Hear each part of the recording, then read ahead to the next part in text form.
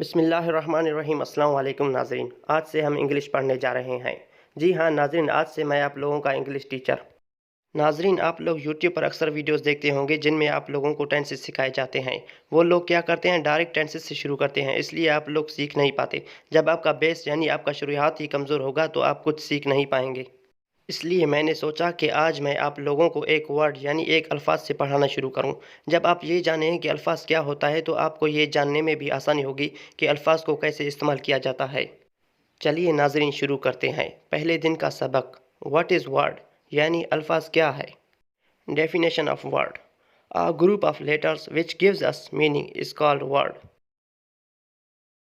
तर्जुमा, लफ्ज़ों का ऐसा मजमूआ जो मिलकर हमें मुकम्मल माना दे अल्फाज कहलाता है।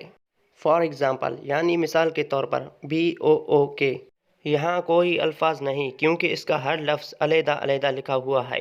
जब हम इनको मिलाते हैं यानी बुक लिखते हैं तो ये एक अल्फाज बनता है और हमें माना भी देता है जिसे हम किताब कहते हैं। उम्मीद है नाज़रीन आप लोगों को समझ आ गया होगा कि वर्ड क्या होता है। हमारा अगला सबक होगा सब्जेक्ट यानी एक जुमला। तो नाज़रीन, कैसा लगा आज का दिन, अपने कीमती राय से ज़रूर आगाह करें।